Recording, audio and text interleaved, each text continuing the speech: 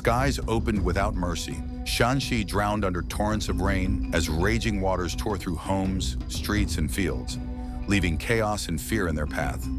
On September 3, 2025, China's Ministry of Water Resources activated a Level 4 emergency flood control response for Shaanxi.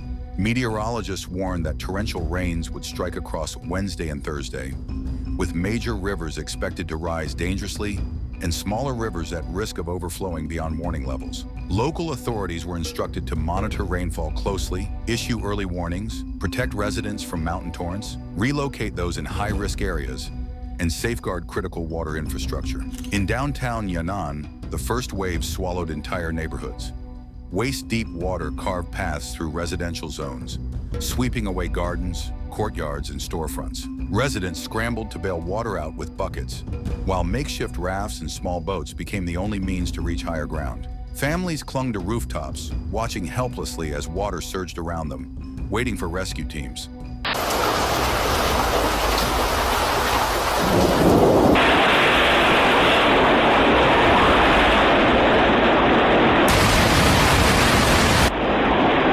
In Wuxi County, emergency crews work continuously to redirect floodwaters from hospitals, schools, and government buildings.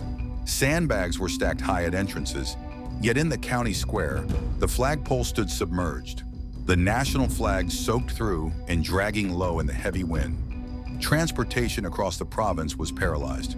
Bridges fractured under pressure or collapsed completely, and rural roads vanished beneath the brown churning water.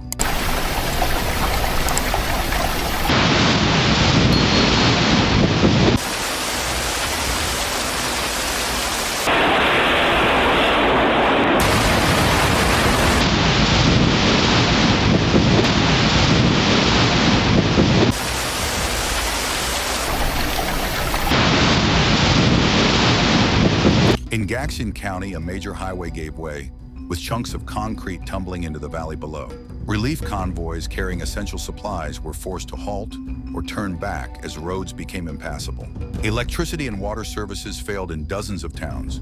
Power lines sagged under debris and eventually went dark, leaving many households without running water and dependent on emergency rations. Repair crews worked non-stop, but unstable ground made every effort slow and dangerous. In Baguio and Shenyang, underground shopping centers and subway systems were among the first to flood. Escalators froze mid-motion as water poured down stairwells. Shoppers rushed for exits while lights flickered and failed. Parking garages filled completely, burying dozens of cars and trucks beneath murky floodwaters. Agriculture suffered severe losses. Farmlands once patterned with neat rows of crops lay submerged under mud and stagnant water. Corn and wheat fields were crushed, and farmers could do little to salvage the harvest. Livestock, cattle, goats, and poultry struggled through knee-deep water as barns filled to the roof. Irrigation systems were destroyed in multiple districts, raising concerns about long-term food shortages. Relief operations were deployed immediately. Bulldozers cleared blocked roads, while soldiers delivered bottled water and emergency supplies to stranded households. Schools, mosques, and community centers became emergency shelters. Volunteers distributed dry clothing, flashlights, and hot meals to families who had lost everything. Authorities continued issuing urgent warnings, and loudspeakers broadcast flood alerts throughout towns and villages.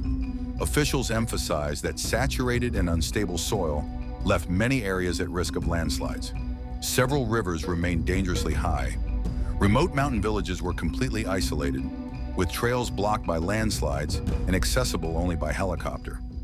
Some residents refused evacuation, choosing to stay behind to guard their homes and livestock. Aid organizations warned that stagnant water could trigger outbreaks of disease if not addressed quickly. The Level 4 emergency response highlighted the severity of the situation. It mobilized authorities, relief teams, and volunteers across the province to protect lives and property. Thousands of households were affected, infrastructure was destroyed, and transportation and agriculture were severely disrupted. While exact figures for casualties and financial losses were still being assessed, the scale of destruction and urgent rescue operations reflected the disaster's gravity.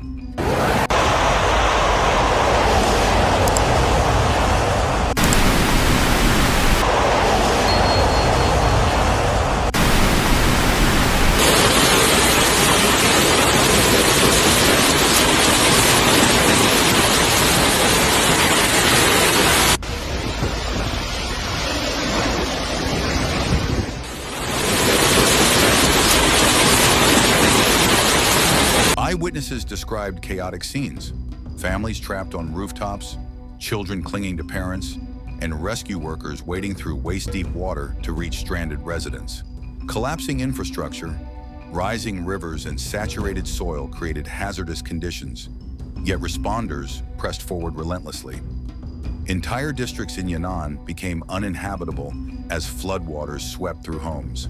Streets once full of life had turned into fast-flowing channels of debris. 哎呦我去，看看这大水，哗哗的，这把这阳光房和这水泥院的全都给土了。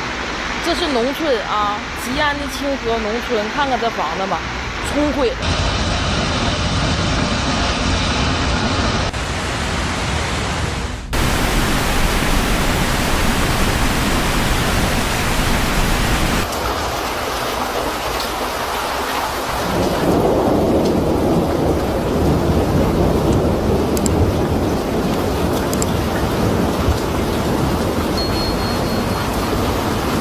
In Xian and Wuqi counties, collapsed bridges and submerged roads stranded relief convoys and delayed the delivery of food and medical supplies. Communities worked together to reinforce sandbag walls and protect critical buildings, but the sheer force of water often made these efforts futile. Agricultural devastation compounded the human toll. Crops representing months of labor were buried under layers of mud. Farmers dug trenches and attempted to redirect water, but the speed and volume of flooding meant much of the harvest was irretrievably lost. Livestock losses further threatened food security, while damaged irrigation systems suggested the impact could last months. Relief efforts required coordination among multiple agencies. Soldiers, volunteers, and emergency crews worked together to deliver aid, clear debris, and maintain public safety. Evacuation centers provided temporary shelter, and medical teams monitored for waterborne diseases. Despite these efforts, authorities warned that ongoing rain and saturated soil continued to pose landslide risks, particularly in hilly and mountainous regions. Shaanxi's experience in September 2025 demonstrates the power of extreme weather and the importance of preparedness. Communities were challenged, infrastructure tested, and large-scale relief operations demanded immediate action. The Level 4 emergency response highlighted the potential severity of flooding and the need for rapid, coordinated measures to save lives and limit destruction. The disaster also raised broader concerns about climate patterns. Experts cautioned that increasingly intense rainfall, potentially worsened by climate change, could make such events more frequent in the future. For now, the focus remained on rescue, recovery, and rebuilding. Residents, emergency responders, and authorities faced immense challenges navigating submerged roads and evacuating isolated villages. Relief teams delivered essentials to trapped households, and volunteers ensured access to food, clothing, and temporary shelter. Every effort required balancing speed and safety, as unstable ground, high water, and blocked roads made operations difficult.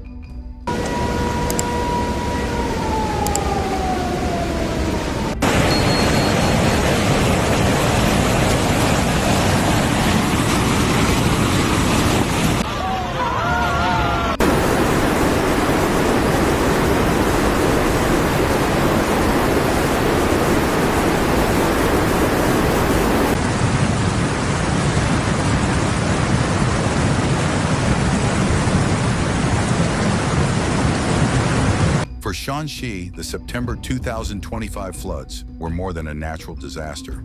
They were a test of endurance, cooperation, and the capacity to rebuild in the face of destruction. The Level 4 emergency response and ongoing relief operations underscored the seriousness of the event and the commitment required to protect lives and restore the province. Stay safe, stay alert, and take every step to stay above the rising waters.